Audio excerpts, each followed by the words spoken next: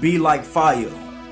And when you dealing with a person that's very determined, a person that's very courageous, very bold, and very passionate, you're dealing with an energy of that fire. Everybody possess every element within them. You don't want to be too passive, have too much water. You want to be water, but you also want to be fire. And you want to have a certain level of aggression. You want to have a certain level of self-expression, because when you look at many football players, boxers, basketball players, many people are driven by the thought of failure, or experiencing failure, or experiencing pain, or experiencing loss. It's those moments that makes you tired and fed up and mentally disturbed and unbending and unwilling to submit, because you didn't submit it for too long. You didn't play small for too long. But now you have to bring forth your inner giant. You have to bring to the surface your extreme inner passion, your mental strength. And you must breathe extremely powerful, and breathe with extreme inner strength. Speak and listen with wisdom. Speak your truth, but always speak intelligent. Listen to wisdom. Listening is a skill. Utilize your wisdom and know when to speak, but know when to be silent. Don't reveal your hand too soon.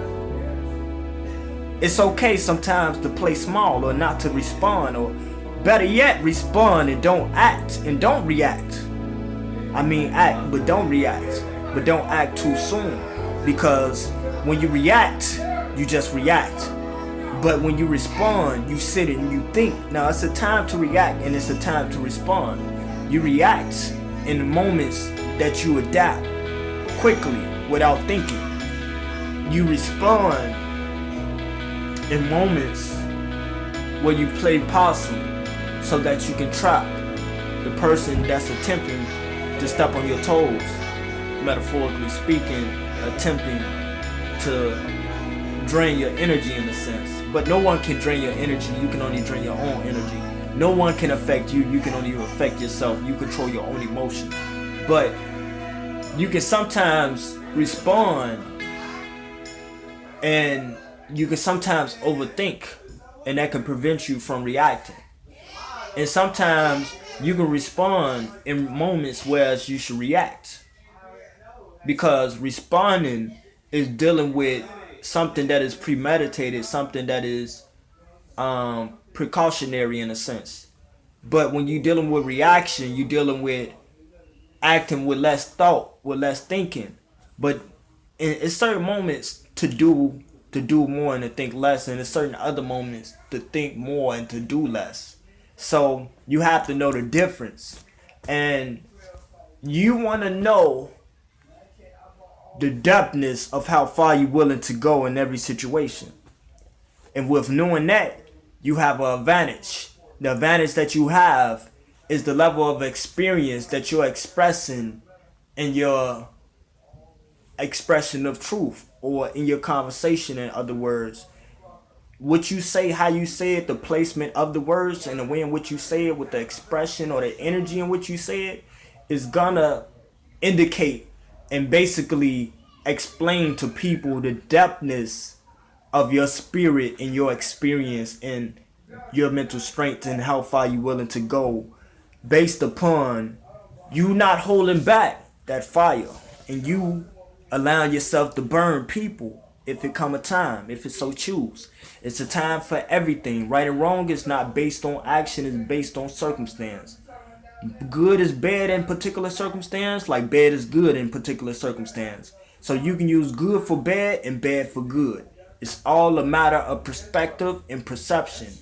You want to be able to allow your higher self to master over your lower self, but you also want to embrace negative situations. You want to embrace pressure. You want to embrace toughness and hardship and adversity. You want to embrace it, and that's gonna allow you to be even more mentally stronger and even more wiser in your approach to life in situations.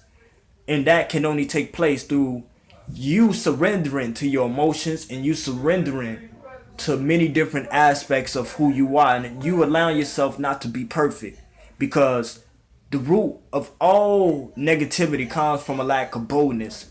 And when you are not extremely bold, you are not extremely your full authentic self.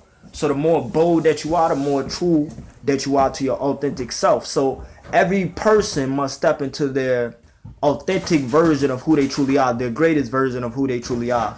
And that can only take place through their truth and expansion of expression, through them challenging all of their problems, them challenging all of their challenges, them them facing all of their fears. And that's what destroy fear, is you facing it straightforward and head on. And you must have a straight focused boldness to whereas you come at people directly. So when people come at you indirectly, you speak your truth and you be exactly who you are, and you be exactly your true authentic self.